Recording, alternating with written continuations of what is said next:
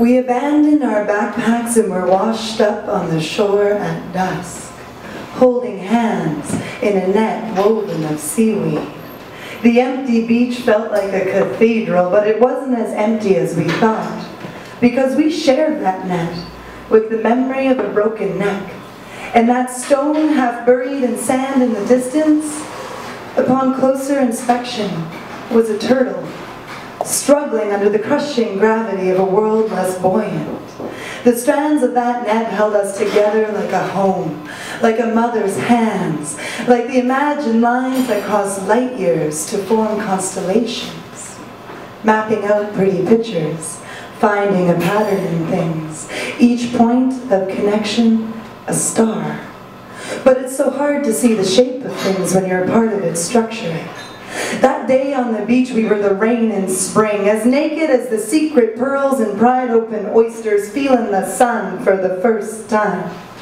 Together we were blood and salt and sandpaper, tears of gratitude on burnished skin and living flesh.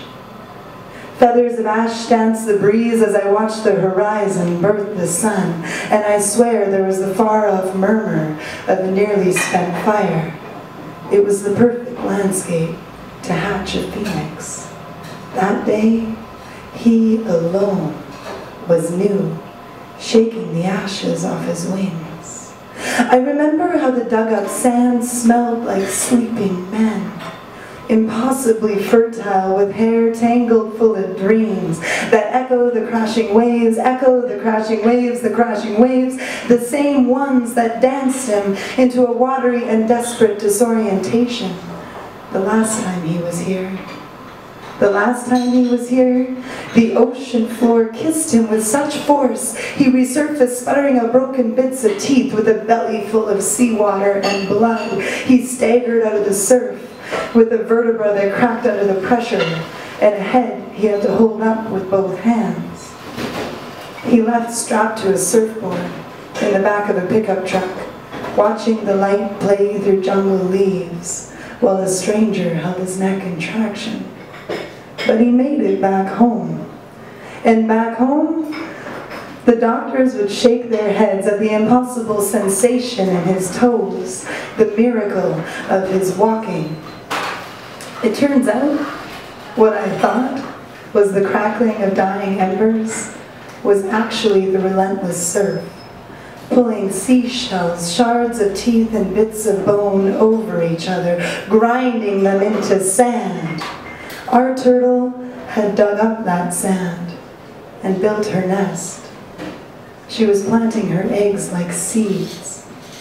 With each one, her head would raise, then dip, like a prayer.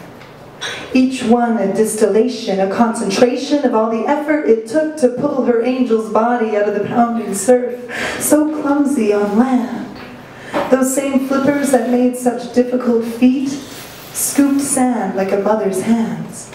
And when she was finally done scooping and pressing her sand over her planted prayers, we watched her make her way back down the beach.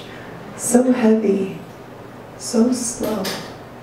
But she entered the chaotic embrace of those waves like a dancer, like a homecoming. And maybe it was something about my watery sight, but I swear I could see each star and all the invisible lines that connected them.